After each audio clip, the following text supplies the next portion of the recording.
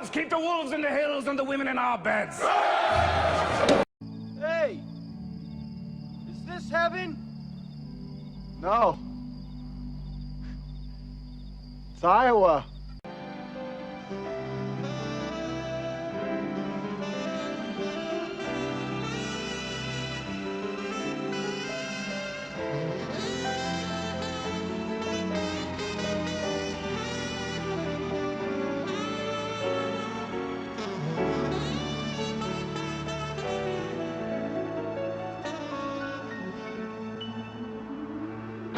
Well, hello there, sexy monkeys. Welcome back to SkyGeneYouTube Experience. I'm Benjamin. Today is day 8 of 13, because next Friday is Friday the motherfucking 13th. Woo!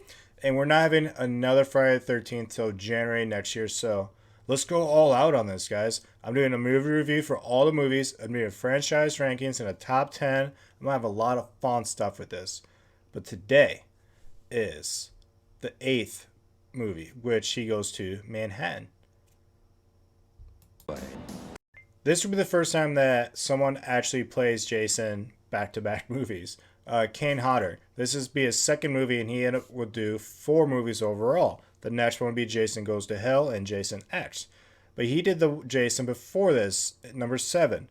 A lot of people like the way he is. I totally understand. He's a great actor. So, he is playing Jason in this. And this, what I don't understand is how we end up having a Friday the 13th movie on a fucking cruise ship. That's what this movie turned out to be. But before I get into that, there are some good things, and I'll talk about it. In the opening credits, the narrator is showing shots of New York City, and he's talking with the music. I actually really enjoy that.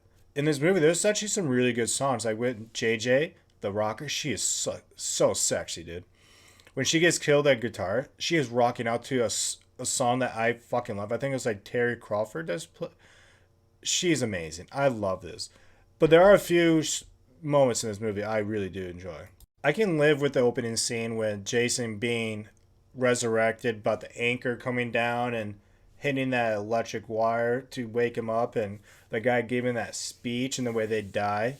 I can live with that. That's not that bad. But then once they get on the cruise ship, it's like, okay. And I don't know if it's me or not, but Jason, his mask is so fucking, like, yellowy. It's just, I get he's supposed to be a decayed body because he was underwater for a long time. Because this would have taken place a couple of years after the events of number 7. I just didn't like the way his mask looked. And he was all gooey. I understand, again, he's in the water, but still, like, no, come on. If you want to leave Camp Crystal Lake, I'm cool with that, but only if that idea and you execute it properly works. Going to New York, I can live with it, but it was not executed properly. Like I said, it was on the cruise ship more than fucking anything. I get it because the budget kept getting smaller and smaller, the less footage you can do in New York City, but this being on a cruise ship, I just did not like. And if you watch through the movie, you have a shit ton of extras, the high school students, and throughout the movie, they just get smaller and smaller. And it's like, where the fuck did they all go, guys? Okay, so the boyfriend-ish, the main guy, he was actually the second Sean. Because they filmed this movie, I think, like a week into it, maybe 2 weeks into it. And they didn't like the way the guy that plays Sean, they didn't like the way he was acting. Some say it was the chemistry, but I saw a deleted scene, and he definitely cannot act. So they replaced him, which just, adds tension to the whole thing, because you gotta reshoot everything, and that just doesn't help.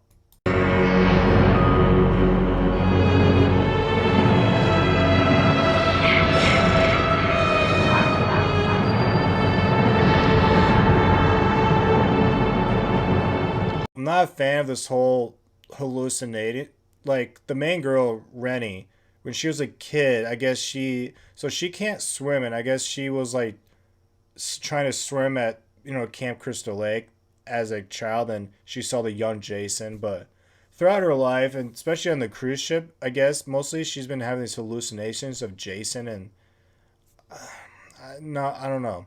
But then at the very end of the movie, they're in this sewage, and Jason gets all this toxic waste on him, and he just becomes a child. Like, what the fuck are we doing? And he has his mask off and he looks hideous.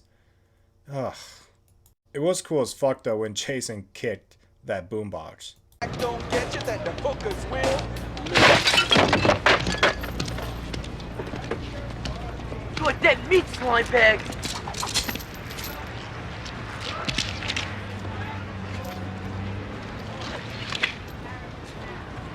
Yo, man, it's cool. It's cool, man. It's cool. If you pay attention, that one scene where it's that diner scene and that cook comes out, he's a real big guy, and Jason throws him. That guy actually plays Jason in Freddy vs. Jason. Yeah, that's Ken.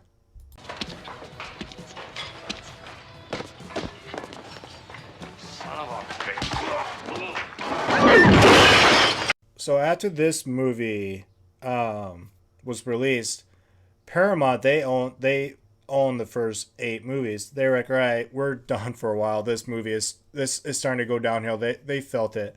So they end up selling the rights to New Line Cinema, and they would end up making the next 3 movies. Jason Goes to Hell, Jason X, and Freddy vs. Jason. But Paramount kept the right for the title Friday the 13th. That's why you never got Friday the 13th until the remake, because Paramount came back into the picture. So, New Line Cinema, after this movie, owned the rights for like the Jason Voorhees, Pamela Voorhees, and the other characters, and Camp Crystal Lake. But again, they do not own the rights for the title Friday the 13th. That's why you didn't get Friday the 13th, 9th, 10th. That's why you got all the other names. Take your best shot. Motherfucker.